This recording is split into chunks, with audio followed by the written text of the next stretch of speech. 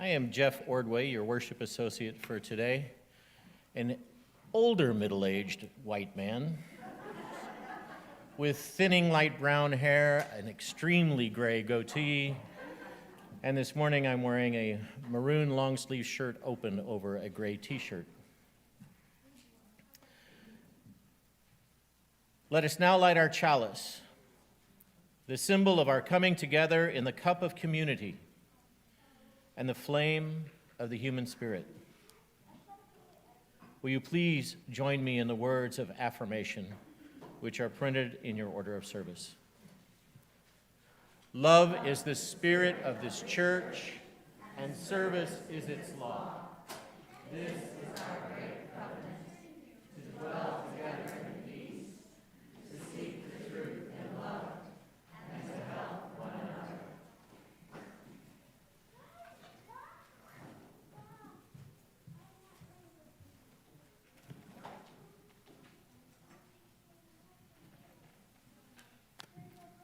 Good morning.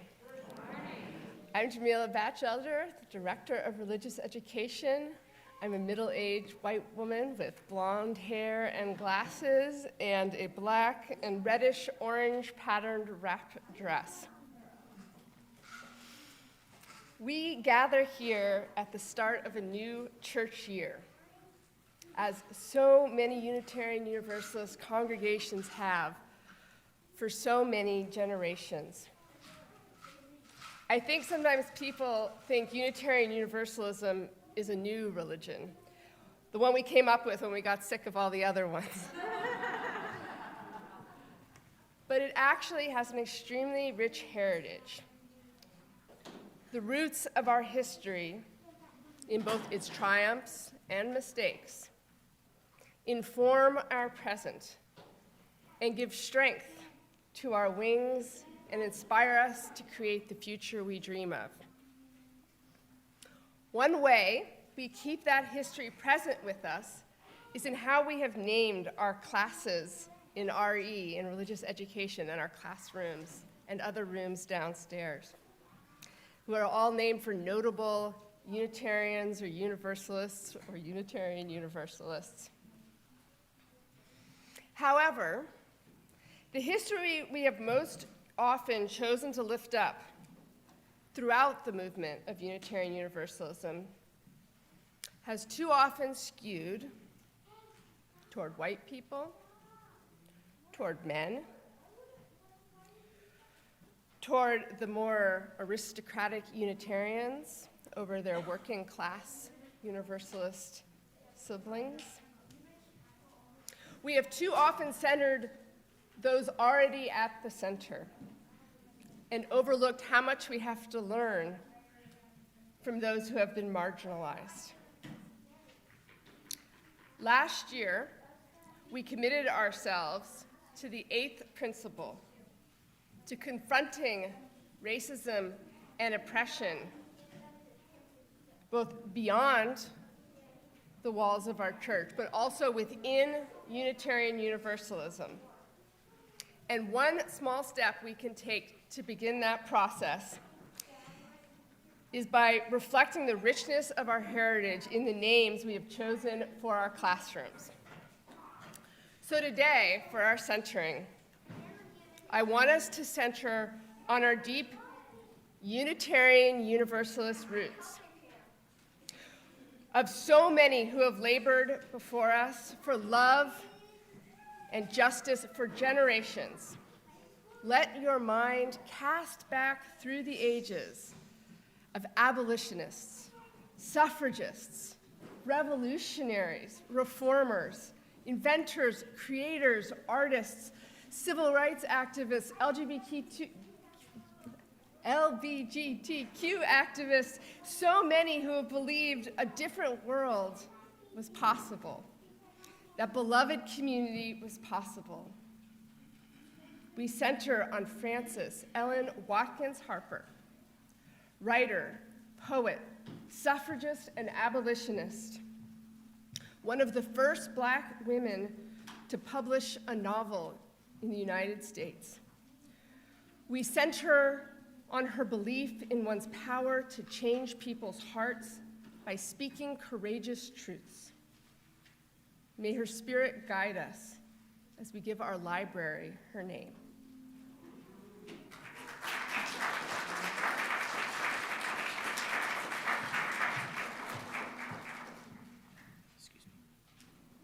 We center on John Adams, Abigail Adams, Sam Adams, John Quincy Adams, early founders of this beautiful, flawed nation of ours, who brought their Unitarian belief in the ability for it to become more perfect in the continual work of creating this country.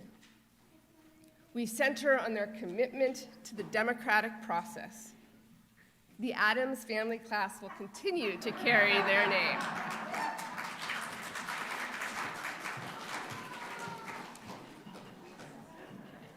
We center on Beatrix Potter, whose intimate love for and deep attention to the natural world came alive in her beloved children's books.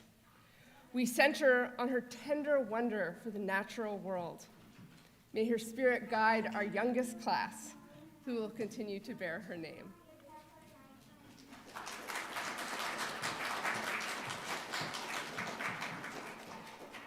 We center on Clara Barton, the epitome of Universalist love, founder of the Red Cross and famous Civil War nurse who tended to all in need, regardless of which side they fought for.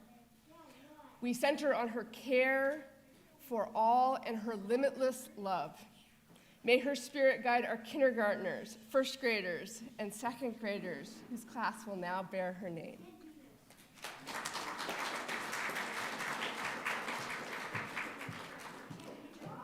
We center on Lewis Latimer, the famous inventor who contributed his abilities to the creation of the telephone and the light bulb. We center on his curiosity and belief that our ingenuity can help make a better world. May his spirit guide our third, fourth, and fifth graders, whose class will now bear his name.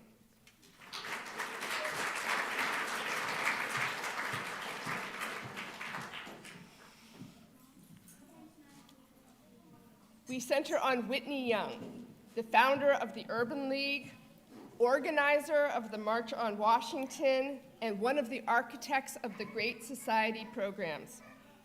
Probably no UU has done more for the advancement of civil rights than Whitney Young.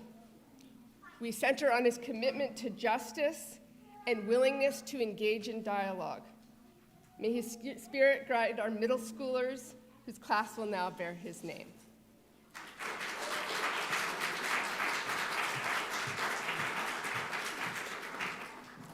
And finally, this one's for me. Let us center on Sophia Lyon-Foss, the creator of the modern UU religious education movement of experiential learning and commitment to letting children develop their own beliefs. We center on her faith in the spirit of each child and in her faith in the future they will build. Our nursery will bear her name.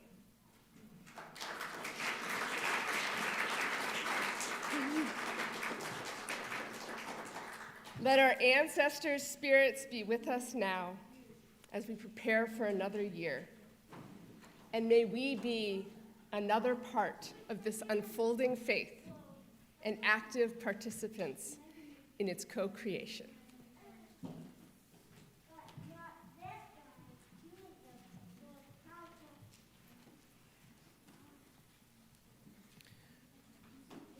We now invite you together into an embodied prayer as we share our stones of joy and sorrow. Each week, as we share this ritual, we use the stones to represent our joys and sorrows, and we drop them into the water that represents the embrace of our community. This morning, we can think not only about the communal waters holding the joys and sorrows, but also about a pile of stones in solidarity and how they can truly lift the community. I invite you now to come forward and to add your stones.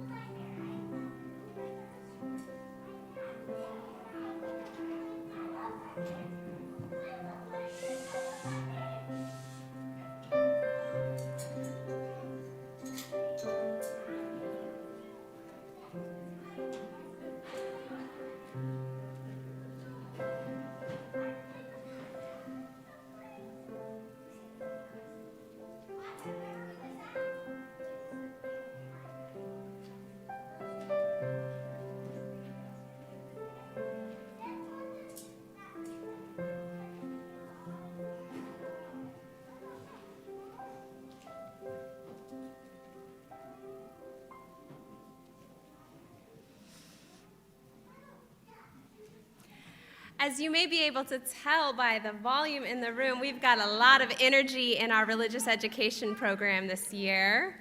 And today is the first day of our Sunday school year.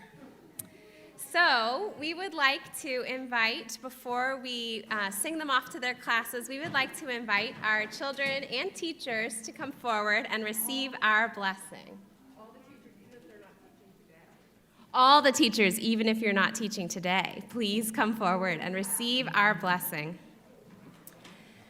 As you come forward, I want to share that the journalist Housh Gordon once wrote, "There are two lasting bequests we can give our children. The one is roots, the other wings." Our prayer for the children of our congregation is that they may be rooted in the love and belonging of our community and our Unitarian Universalist tradition, so that they may stretch their wings wide to make their beautiful, unique way in our world, which we know they will make better with their love. We are blessed in this congregation to have a whole village of adults and Sunday school volunteers committed to nurturing our children and youth's curious minds, tender hearts, seeking spirits, and open hands. This morning, as we begin a new program year, let us bless our children and teachers alike for a rich year of exploration and growth. To our children and youth, may you thrive and grow this year, rooted deeply in the love and care of our community. And to our teachers, may you find your spirits nourished, replenished, and stretched like wings by the inspiration of our community's children and youth.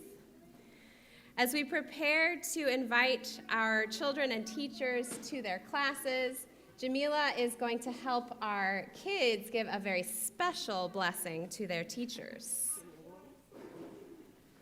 But first, she's going to send with each class the portrait of their new namesake.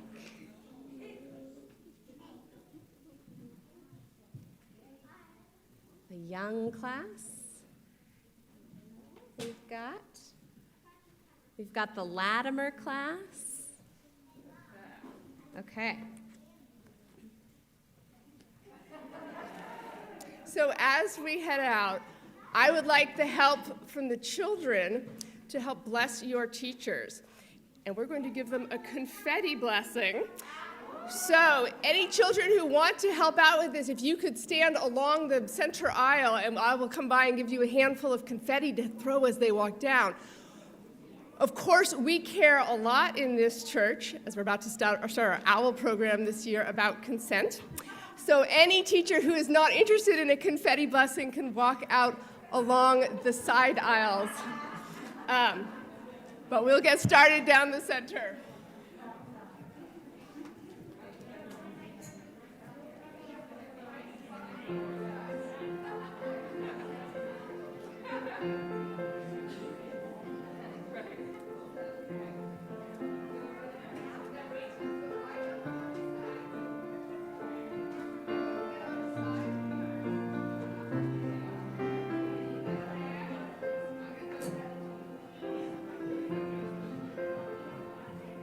Let's sing, shall we? Live in joy, go in peace. Hold all our love as we bond. Live in joy, go in peace. Hold all our love in your heart. Let's do that again. Live in joy.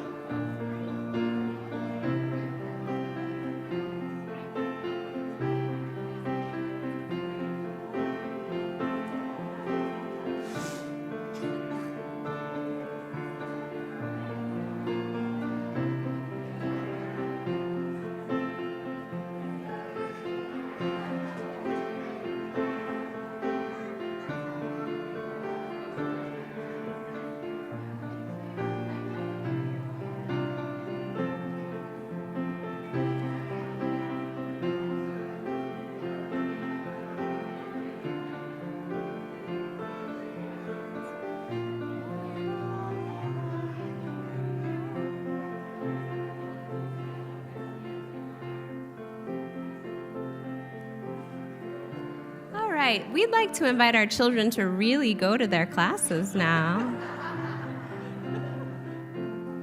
I know it's hard to leave the confetti behind. Of course, children who wish to remain in the service are always welcome.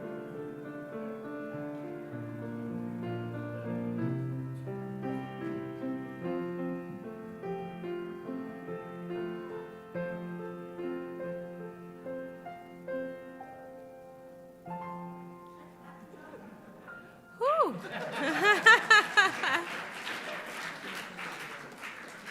And find with children, another name for chaos is joy, and another name for joy is chaos.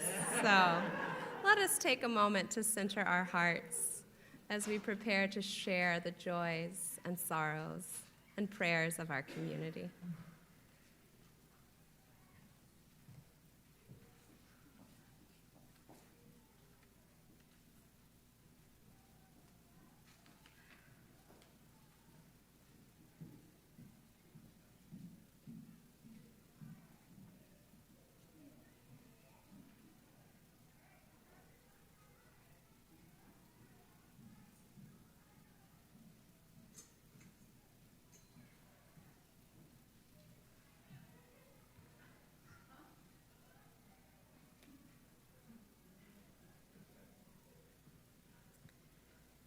A raucous prayer time we share today, with words adapted from Nika Eaton Gwynn. Great Spirit of life and source of love, come unto us. As we share the joys of this beautiful planet and community, and as we encounter the suffering and struggles of our world. Amid it all, sing in our hearts all the stirrings of compassion. Compassionate solidarity with those oppressed, those scared and hurting, those sick and in pain. Compassionate celebration with those growing, those rooting and stretching, those glorying in human love. We share the joys and sorrows this day of our community.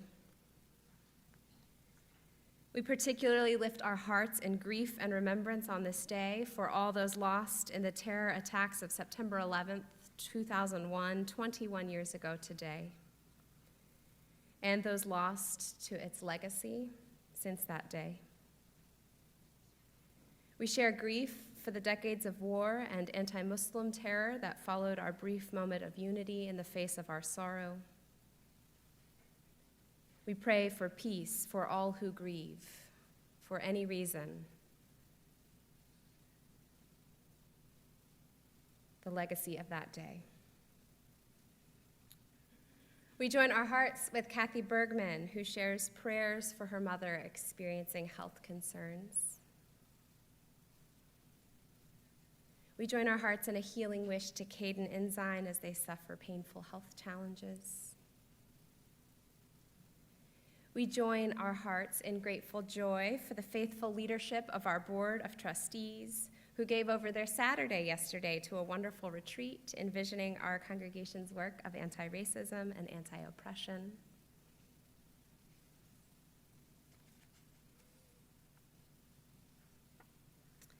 We join our hearts with Candy Iveson, who shares sorrow for the passing of her Aunt Judy. Now only one of her dad's siblings survives.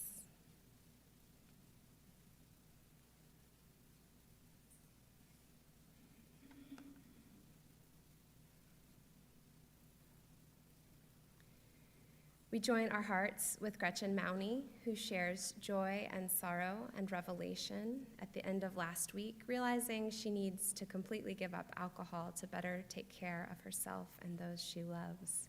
We are with you deeply.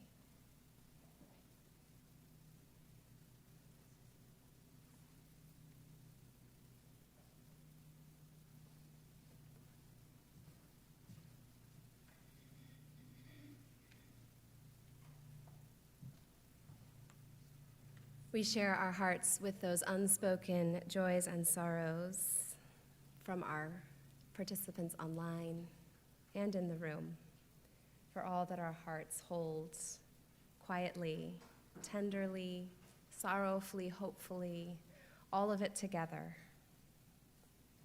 Spirit of life and source of love, blow in the wind and rise in the seas as we hold one another, listening to the stirrings of our earth that holds and nourishes us. Move in our hands as we seek to give life the shape of justice, that all may experience equity, freedom, and dignity. Roots hold us close so we may feel a connection to our earth and one another, interconnected in beauty. Wings set us free so we may soar with inspiration, creativity, and vision. Spirit of life, come to us so we may be whole and live lives of beauty and purpose. Amen. And let us join our hearts in the spirit of song by listening to another offering from our beautiful guest musician, Chris Matthews.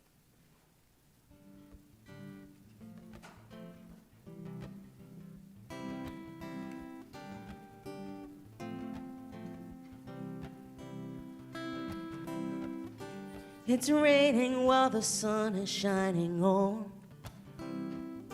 You're laughing while you're crying all alone. Choices can make your hands feel like they're tied. Failures can make you wish you never tried. You're dreaming every minute you're awake, or suffocating with every breath you take. There's beauty in the ugliest of times, so be hopeful when things go wrong, and in the end you'll find it's only life, the yin and yang, the ups and downs, the joy, the pain. It goes on with or without you, and the only way out is through. Oh.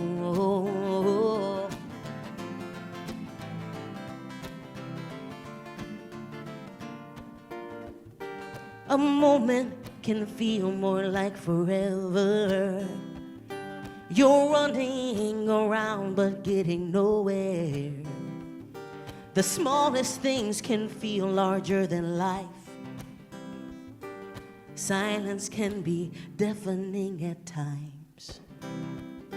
You're flying with your feet on solid ground, or dying with your lifelines all around. Some kindnesses can feel so very cruel, but carry on when you don't want to. I promise this is true. It's only life, the yin and yang, the ups and downs, the joy, the pain. It goes on with or without you, and the only way out is through. Oh, oh, oh.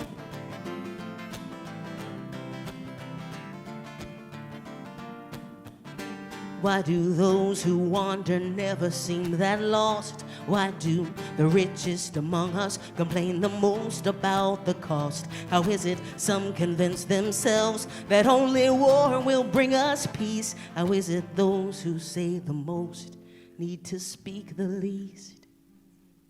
It's only life, the yin and yang, the ups and downs, the joy, the pain. It goes on with or without you, and the only way out is through. It's only life, it's only life, it's only life, it's only life. It goes on with or without you, and the only way out. So keep on pushing your way through. Keep on climbing your way through. Keep on crawling, keep on trying, keep on scraping, just as long as you're making your way through. It's only life, the yin and yang, the ups and downs, the joy, the pain. It goes on with or without you, and the only way out is through.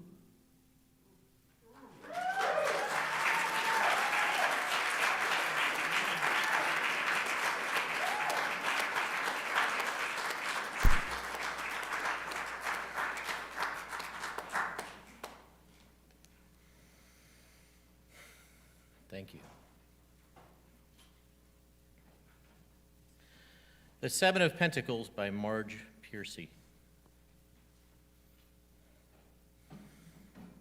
Under a sky the color of pea soup, she is looking at her work, growing away there actively, thickly, like grapevines or pole beans as things grow in the real world, slowly enough.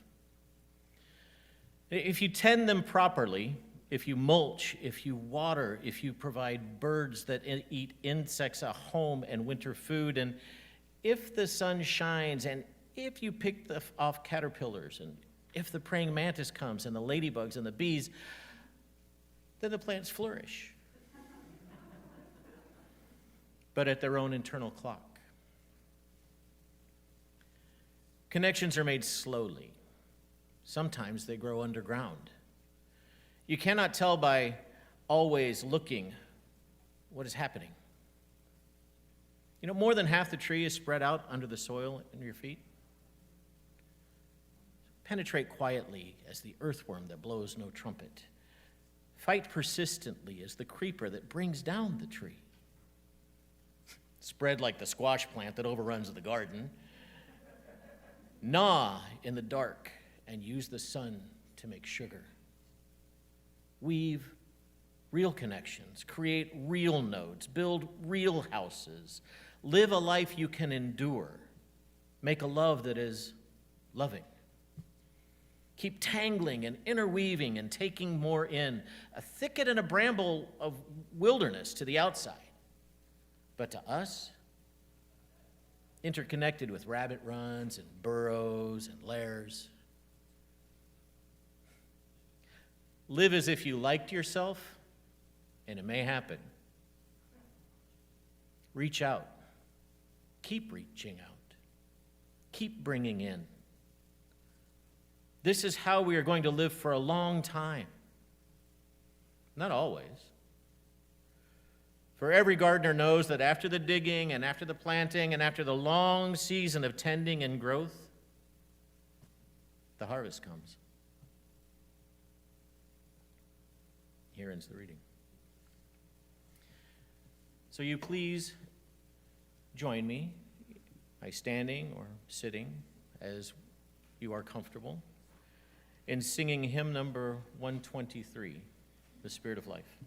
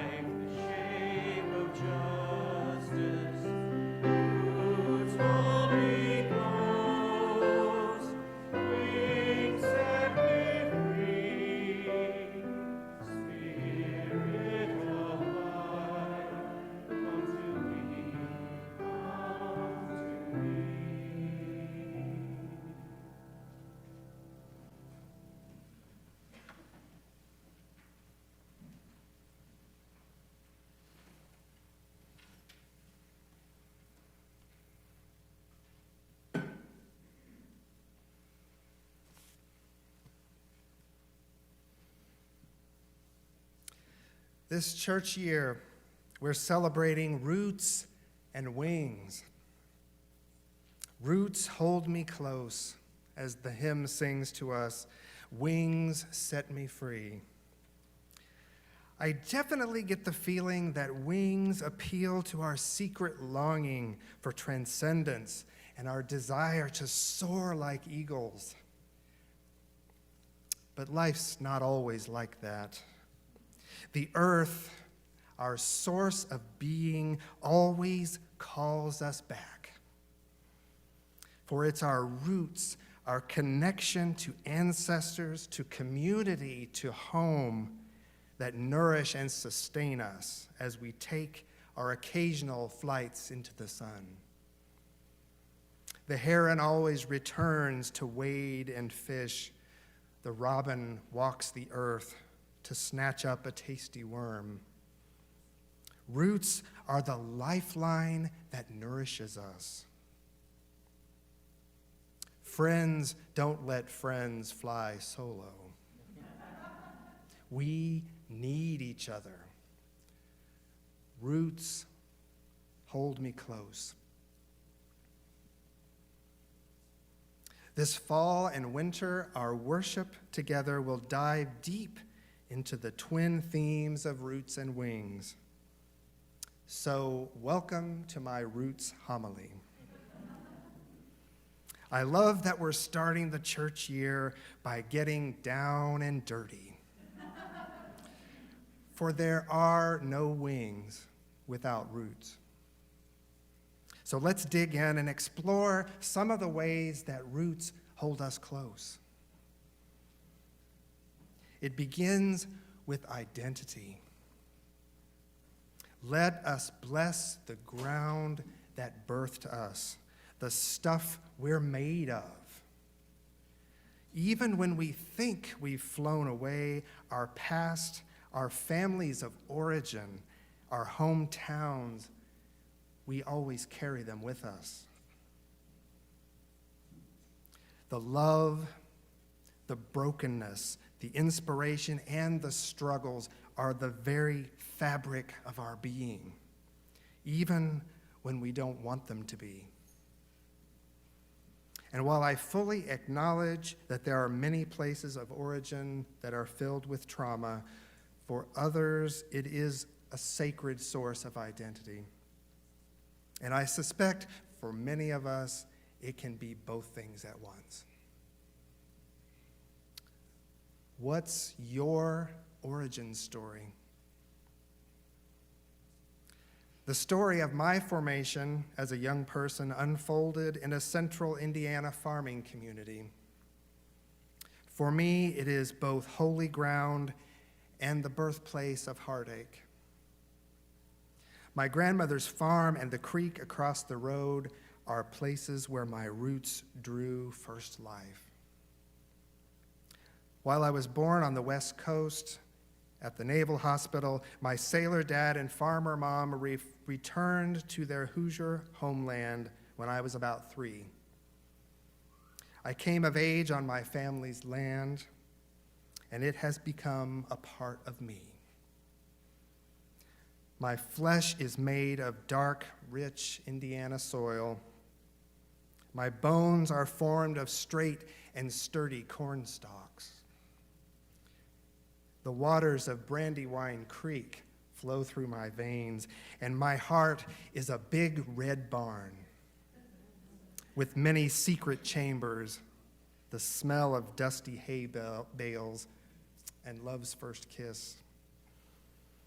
My voice is my grandmother's belting of "How Great Thou Art," while accompanying herself on an out-of-tune upright piano. And the daily sunrise over the cornfield to the east rooted itself in my soul, making greeting the sunrise part of my spiritual practice today. So take a moment to reflect on the images from your own origin story. This is your sacred source. Roots hold me close. And this brings me to my second point. We human beings, in case you didn't know, are not actually rooted in the ground. We travel and we grow and change. You know, it's so easy to fall into this false binary of roots as our past and wings as our future. Yes, our origins may be in the soil, rooted in our past, but here's the thing. Roots keep growing. They are alive and dynamic, and they're always searching out nourishment. Our roots down there, feed us, and that's what allows us all the showy growth that we see up here. As the poet writes, connections are made slowly. Sometimes they grow underground. You cannot always tell by looking at what is happening. More than half a tree is spread out in the soil under your feet.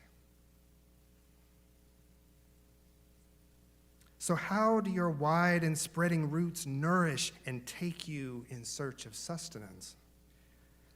For me, the call was away from the monoculture of my upbringing toward the rich and nourishing soil of the urban multiculture. There I discovered the joy of foreign tongues, the brave new worlds of art and literature and ideas, people of all kinds of beautiful colors and cultures, and people who practice exotic religions like Unitarian Universalists, or practice no religion at all, as if that were an option. While I maintained a connection to my homeland, its depleted soil could never allow me to fully thrive. But never did I thrive so well as when my roots finally tapped my ultimate source of joy. And don't laugh, the UU Church. I said not to laugh. It was only at church that I finally could reach my full flowering as a human being, where all of me was welcomed. All of me was welcomed, just as I was and just as I wanted to become. Where diversity was treasured, all sexualities and genders were welcomed, and theology was not a narrow set of prescriptions, but a joyous romp through the universe of being. Here in UU spaces, we can live the largeness of our yearning spirits, for here we are both rooted and invited to venture boldly and explore. Roots hold me close. And after we acknowledge that our past informs who we are, after we pursue nourishment that allows us to grow and flourish spiritually, we remember a third and critical function of roots. They anchor us during the storms of life. There's a reason why a tree has as many roots below the ground as branches above. It's how we keep our balance when the floods and the winds and the fires descend. Strong and nourished roots and anchors that intertwine with that of others hold us upright in the tempest.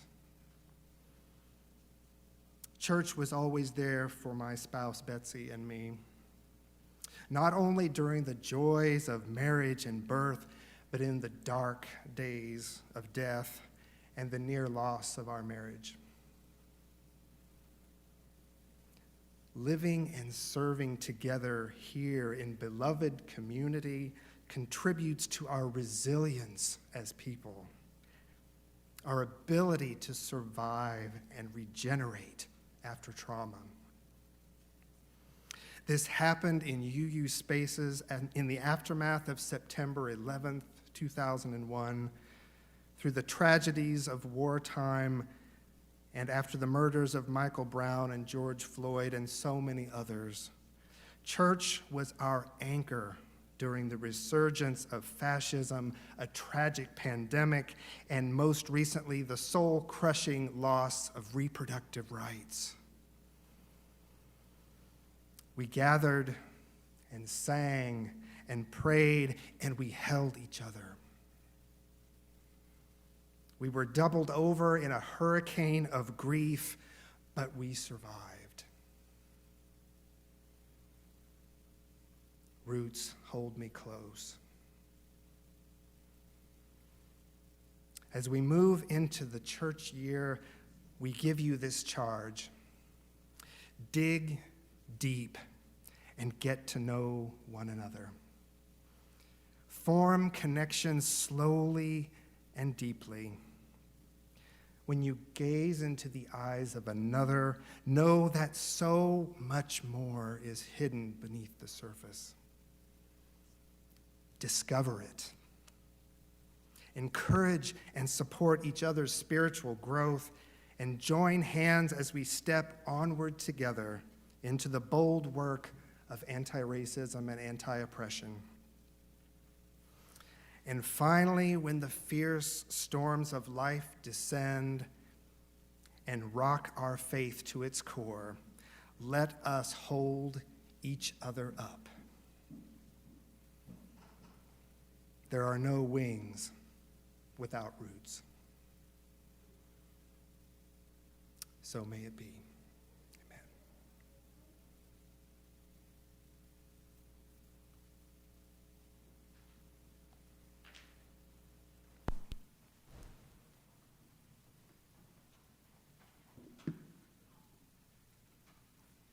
Well, I wasn't sure what I was going to sing until that moment.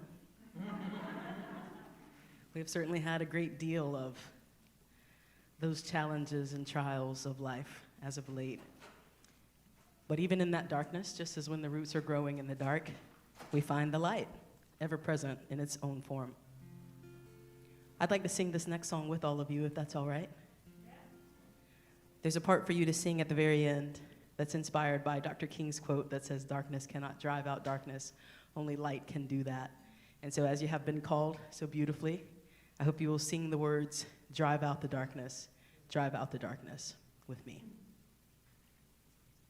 This song is called Cancel Culture.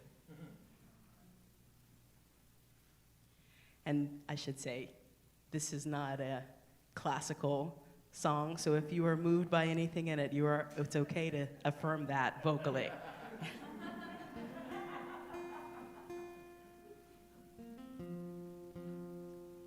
There's a whole lot in our culture I'd cancel if I could. Instead of banning books, I'd ban gerrymandering for good.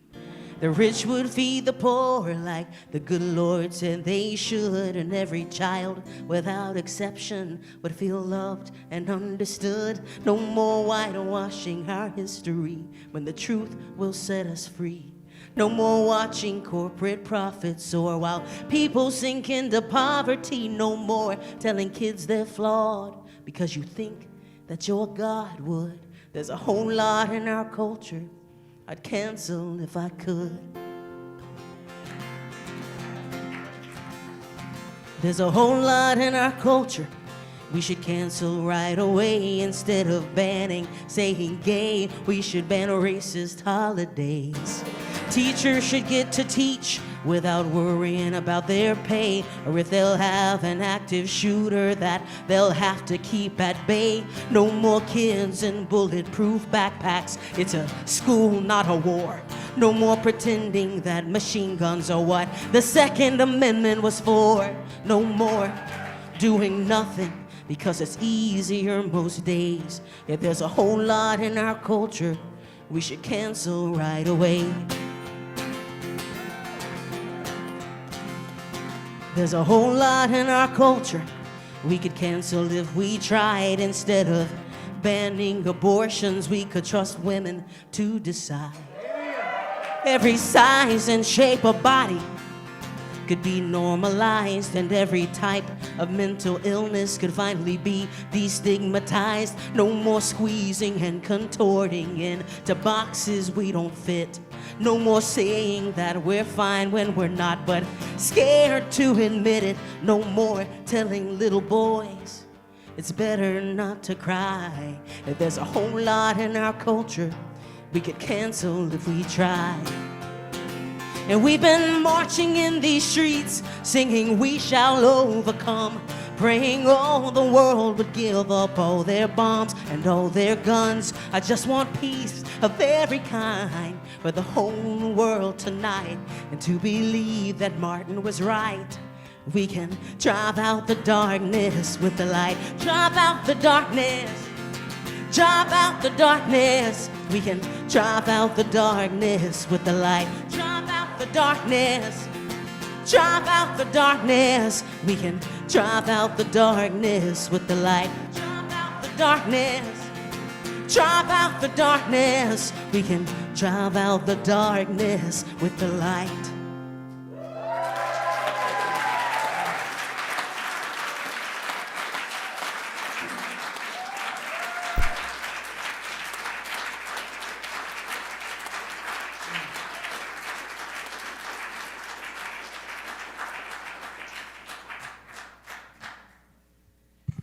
All right, so we've had Preacher 1 and Preacher 2.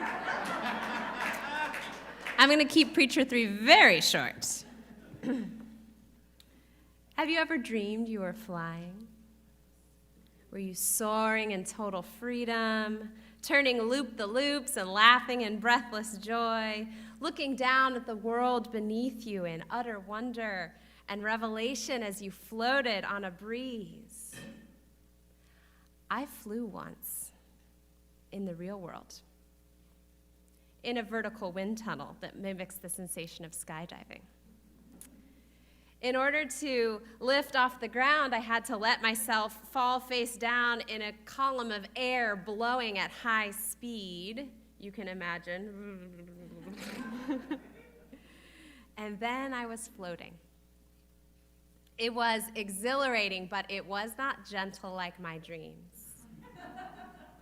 It was a continual buffeting of fierce winds on all sides at all times. It was almost impossible to direct my body, and just staying in a consistent position instead of being flung into the wall required both intense muscle control and total surrender.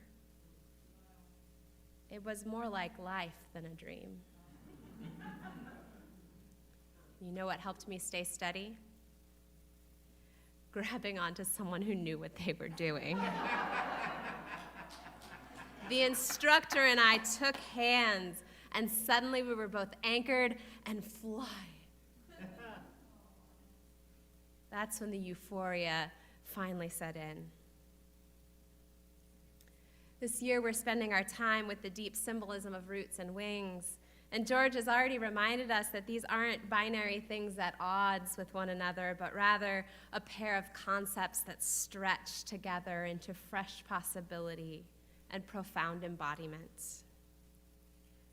These last 2 years, with some exceptions, I have found myself feeling simultaneously grounded, but like in the teenage sense of confinement from pleasure and peers, and untethered, like a balloon floating directionless at the whims of life that's smacking it around a bit. And so the sensation I seek now is grounding, but like a tree, rooting deeply in place and connection to feel solid and steady. And the sensation I seek now is untethering, but like a hawk, gaining freedom from tethers to dip and soar, to reach new heights, to stretch out wide after being so contained. I want to fly eventually, but I want to be holding your hands while I do. And first, I want to rest,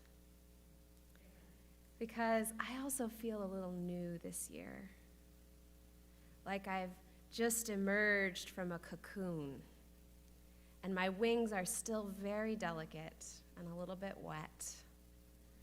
And before I emerged, I melted all the way down into caterpillar goo to be totally reformed into a new shape that I do not yet understand, and it was traumatic. And now suddenly I have these gorgeous wings, and I just need to sit a while. Did these years feel a little bit like that to you? Melting down into goo and totally unfamiliar emergence? Do you need a minute in the sun for it all to firm up? here is a place for you. Dear ones, bring us the shattered parts of you to hold. Turn your faces with us to the sun. Or perhaps your wings have long since hardened, and you are flitting around, hungry for beauty, a flower to sip from. Here, look, there is confetti all over the floor. Or perhaps you are ready and past ready to fly in formation to the just world of thriving in the journey of collective liberation. We will flock with you. There is one thing I know about roots and wings, and that is when we attend to both, rigorously, joyfully, powerfully, the world opens before us, and anything is possible. The winds are going to keep buffeting us. We know what we're doing together. So let's take each other's hands, root down deep, and fly.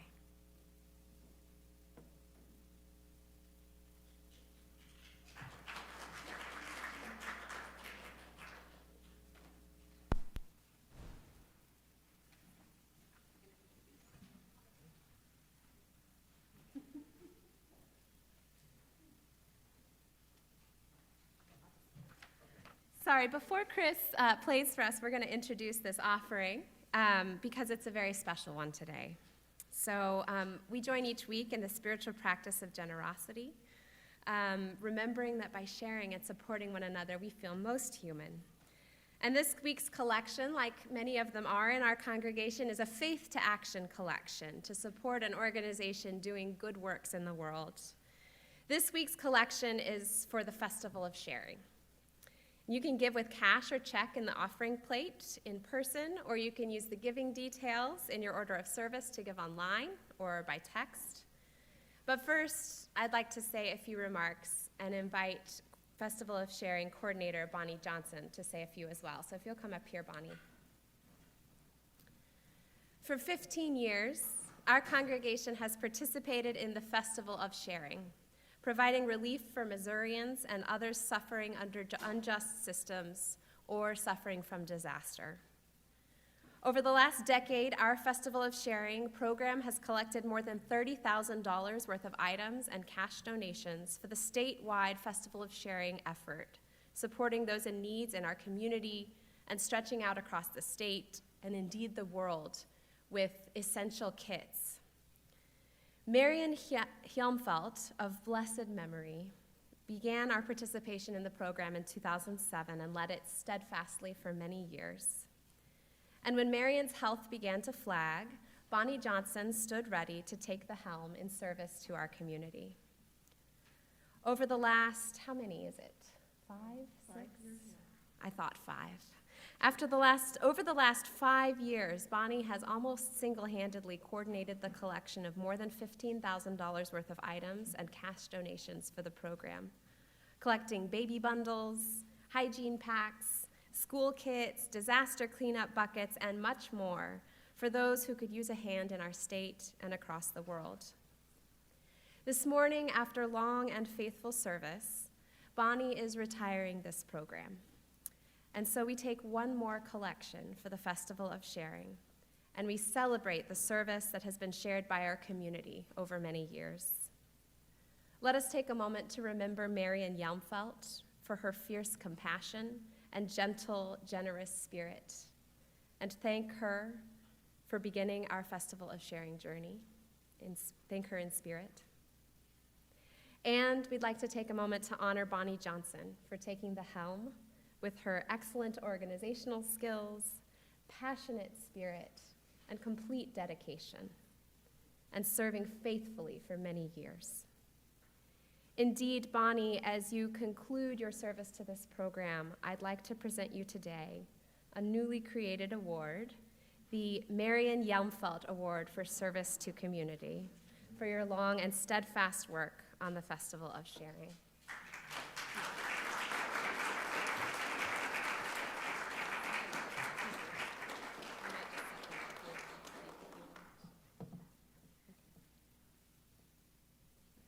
And in deep gratitude, I now invite Bonnie to share a few words introducing this morning's final offering for the Festival of Sharing.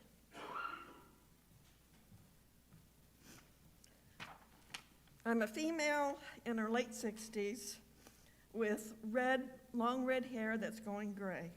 I have pale skin with densely packed freckles, and my bifocals are in large aviator frame glasses. Being a child, well, not a child, a young adult during the 60s, one of my favorite groups was the Beatles, not because so much of their music, but because of the poetry that they talked about.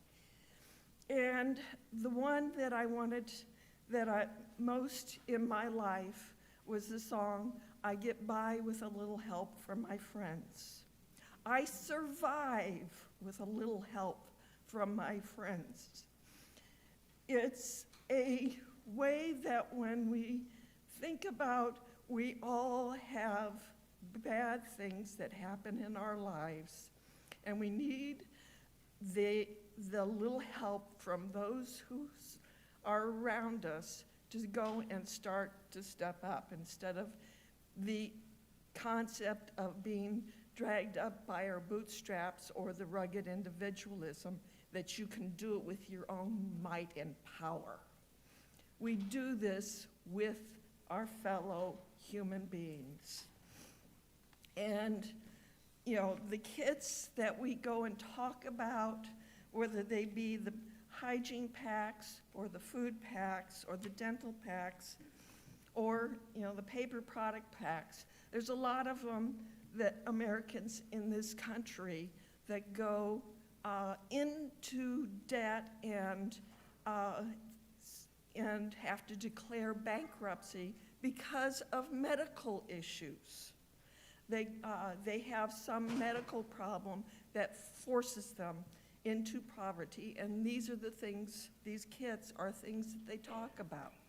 And then we have others, like the children in the Court-Appointed Special Advocate Program, CASA, and we have two kits. We have the Backpack of Love, and then we have the Youth Personal Care Pack, which is for these children who are taken out of their home either through neglect or trauma that they have suffered. And they've started just, I think about a month ago, these new commercials from CASA, and they're picturing a backpack, just like the Backpack of Love that we create for the young children for CASA. And it, you know, when I was in need, you were there, and it's the picture of the backpack. And it goes on with when, you know, in the court, you were there, and it's the backpack's on a lawyer's table with the bench up in front. And then at the final end, you see the child with the backpack on and the hugging a person. These are the kind of situations that Festival of Sharing, with all of its kits, are trying to help. And that's what I ask you to do.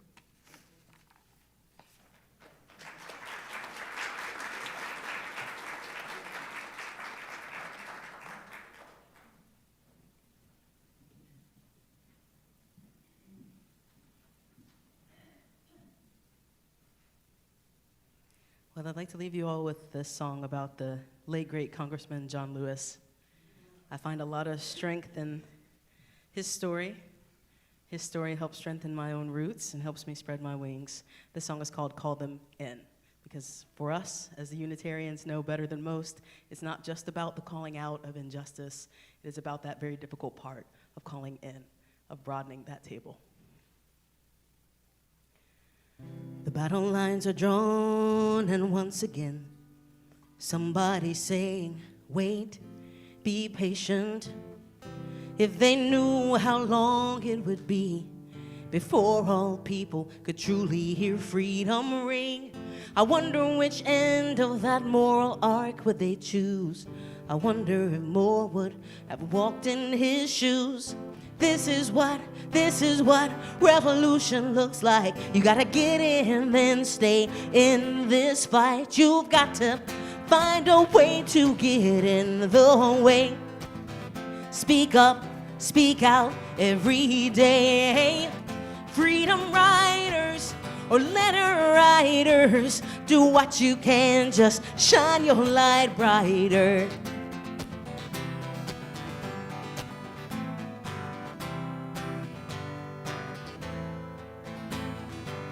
Somebody called him a saint among men, a founding father, an icon, a legend.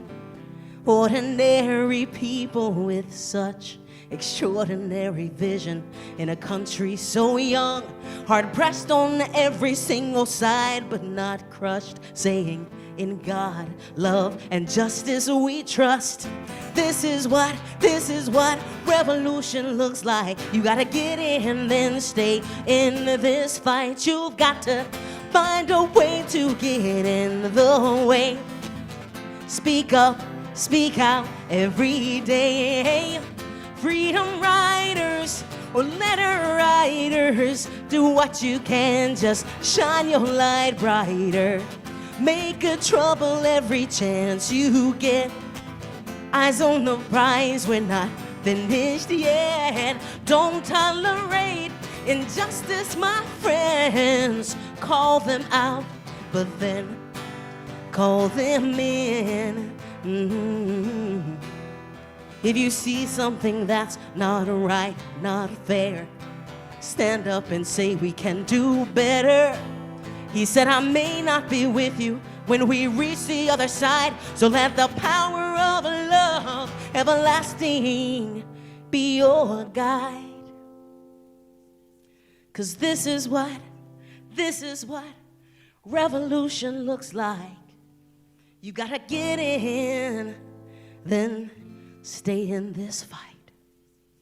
This is what revolution looks like. Get in, then stay in this fight. You've got to find a way to get in the way. Speak up, speak out every day. Freedom riders or letter writers, do what you can, just shine your light brighter.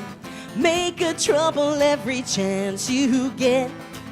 Eyes on the prize, we're not finished yet. Don't tolerate injustice, my friends. Call them out, but then call them in, call them in. Find a way to get in the way. Speak up, speak out every day. Make a trouble every chance you get. Make a trouble every chance you get. Make a trouble every chance you get.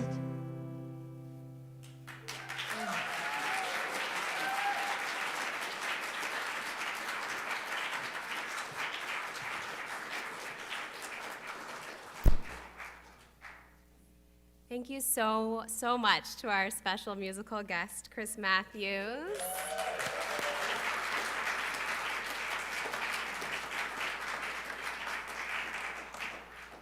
Chris has a table set up in the greeting area if you'd like to stop by after the service and learn a little bit more about her music, maybe grab some of it to take home with you.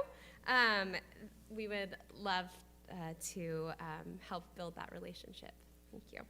And I have a brief note before we close that I hope you'll stay for our Liberations Conversations series. The first in our civic engagement series is this afternoon, pretty much now, as soon as we wrap up.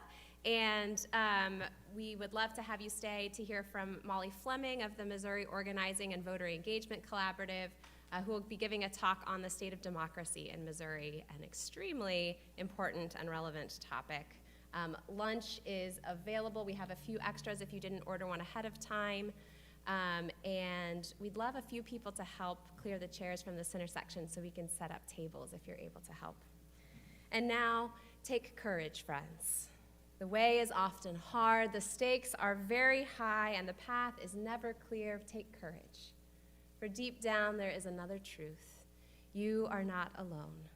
We go forth rooted and winged together to go in blessing and be a blessing to a world that needs our care. Let us sing our benediction.